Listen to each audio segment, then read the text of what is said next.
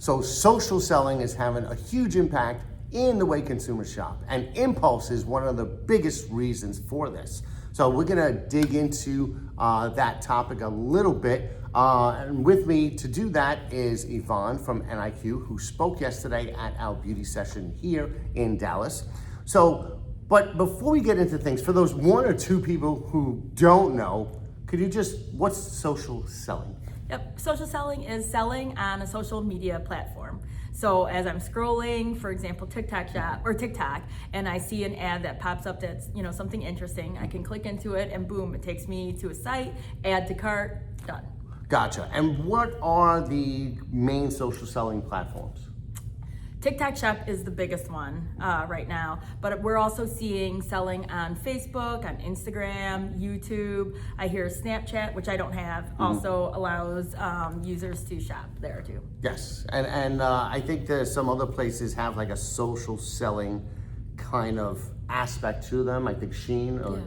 Did I pronounce that right? Yeah, that's how I pronounce it. Okay, Yeah, Shein, so Temu. so they have like some sort of social selling aspect to it. Yep. So why are these shoppers making these impulse purchases? Because I'm guilty of it too. I mean, on TikTok Shop, something popped up, boom, and I went and bought it. It was dude wipes. Yeah. So it popped up for an influencer. It had a great deal, and I was like, you know what? Why not? Let me give it a shot. It was my first purchase. Yeah. And it was so easy, it's dangerous. Yeah. So let me ask you a question. Yeah. Had you ever considered purchasing dude wipes before you purchased on TikTok? I have, but it was just instant. As soon as I saw it, well, it was a good deal. It was a really, really good deal. And so I have gotten them before, but I would get them in a store. Okay. So I just never bought them online like that before. Okay. So when I saw it, it was like...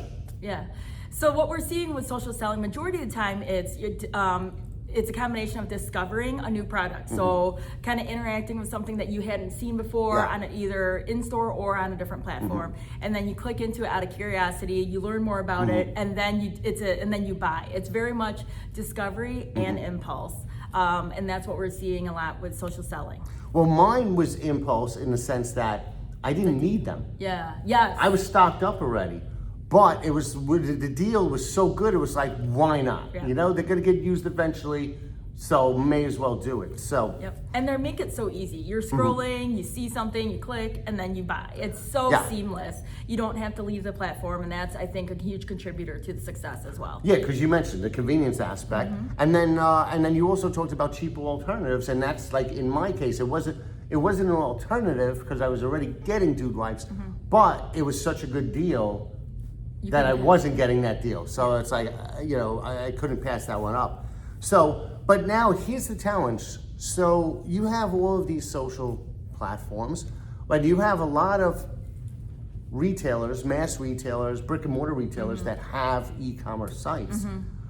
How can they get in on this? Yeah. Like, can they, partner with Facebook or somebody else, or can they add some like social aspect to their own e-com? Yeah, I mean, I think that it might be worth thinking about, getting someone that's famous or some sort of like somebody that can be an influencer that's easily recognizable to kind of do that. I think a lot of the what we are seeing on social selling, there are influencers that are kind of encouraging or pushing the normal everyday person, like, oh, they use it, maybe I should try it, kind of thing. So that might be something for them to consider doing and getting themselves out there. Yeah, but it makes it so easy, social selling. Yeah, and the thing is, what I think makes it so powerful is the seamless merging of content with the ability to purchase. Yes. Because, that's the definition of, I mean, it's impulse in a physical world. You see it, it's like, oh, I gotta have that. Yeah. But now in a digital world, and like the influencer that pushed the dude wipes on me, I didn't know who it was. It wasn't like a famous person or anything. It's just someone came up with the deal was so good. Yeah. But it was literally when TikTok shut down and when they went live again, within an hour of it going live again, I went in and that was the first thing I saw. Okay. And I was like, oh, let me just do it.